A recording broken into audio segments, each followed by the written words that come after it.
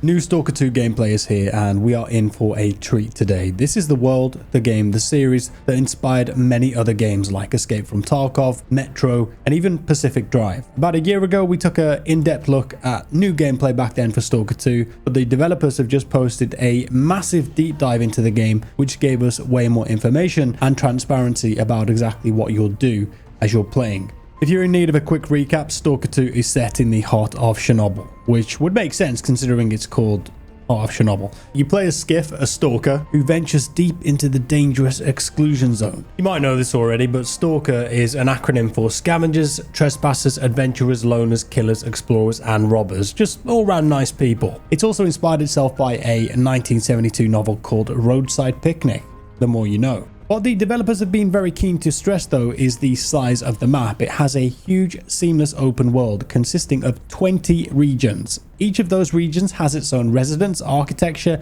nature, and anomalies. Anomalies are dangerous areas of the zone which can have different effects on the player. Most are hazardous and you'll need to throw your collection of bolts to detect them. More on that later. When I played the original Stalker game as a teenager, it absolutely petrified me. I don't know if that was the game or the fact that it ran at like 15 FPS, but either way it was great.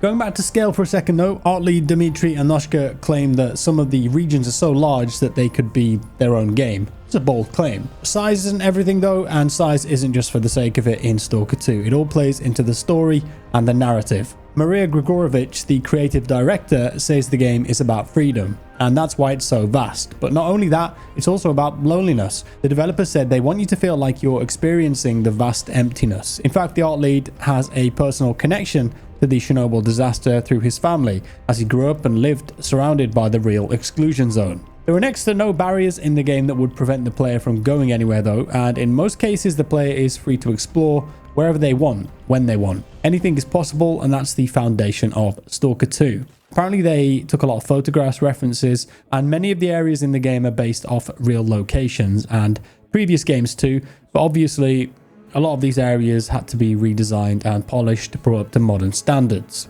One of these areas was shown off in the new gameplay, the swamps. The player is tasked with disabling psi beacons in the swamps. There was a clear sky base nearby that was abandoned, but to keep it safe, they converted their emission monitors to instead output radiation into the surrounding area to keep the base secure. Psi radiation, well, it's not very good for humans, very hazardous, and you'll be familiar with Clear Sky if you played the Stalker game of the same name. They were a scientific faction in this universe whose goal was to truly understand the zone and what it was. In the new gameplay, we see the player pass through a burner anomaly field on the way to the central point of the swamps, the church. These particular anomalies are very dangerous. The player can throw bolts though to ensure that they can route a path through, using the bolts to determine where the anomalies are and then avoid them. Later in the gameplay though, we do encounter an anomaly that's beneficial. The cushion, it's called, and it will allow you to fall from great heights and break your fall. So there are some anomalies here that can help the player, but in most instances they will lead to certain death. During this trip, the player is attacked by blind dogs, and then the pseudo dog, which comes with its own pack of phantoms. They're all visually indistinguishable though, so to continue and beat this enemy, you'll have to find and kill the actual dog to get rid of its phantoms. Reminds me of fighting Ganon in Zelda Ocarina of Time. I think it was that game. But these are just one of the many mutant enemies that you'll encounter along the way.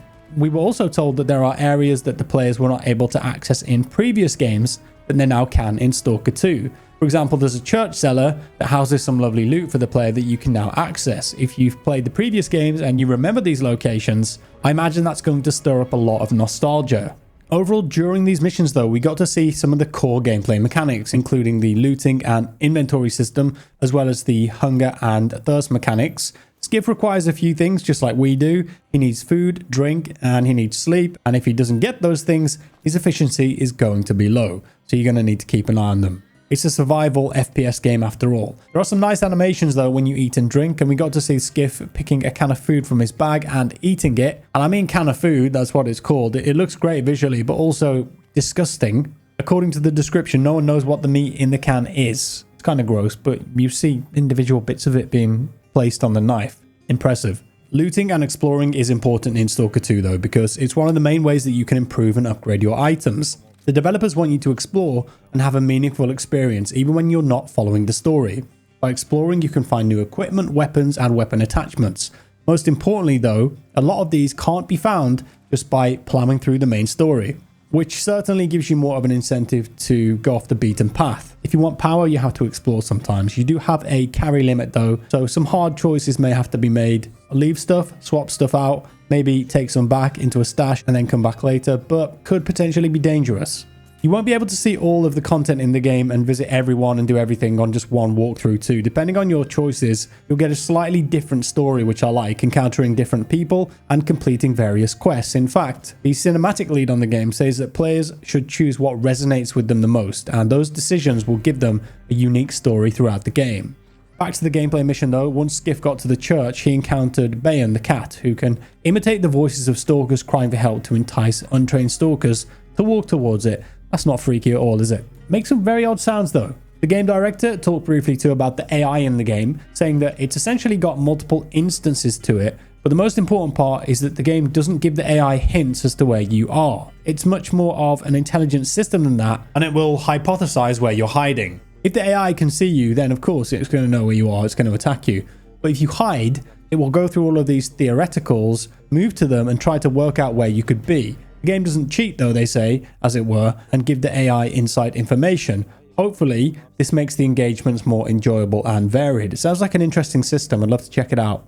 And during engagements with enemies, you can utilize a large assortment of weapons, about 35 in total. These weapons can be changed and upgraded with attachments and modifications, making them feel vastly different. We see assault rifles, pistols, long-range rifles in the gameplay. They all seem to have a reasonable amount of kick and recoil too, so I don't think the gunplay is going to be easy. It never was though. It might be blind dogs you encounter again. We see the player fighting zombies too, and these are enemies that will continue to rise no matter how much you shoot them. Pro tip was given though, aim for the head of course, or double tap, you know, zombies. There's a mutant pig here too called Flesh.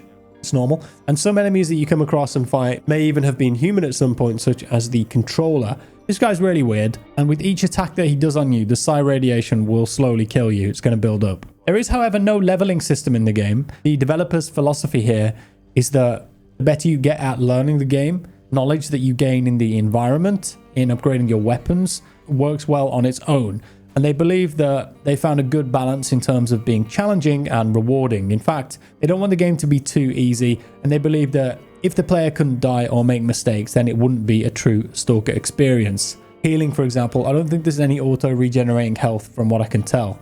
Wrapping things up though, it looks like there's so much love and attention to detail in this game, and as such, there's nearly 3 hours of cutscenes developed in their own motion capture studio, meaning the animators and directors could continuously improve them.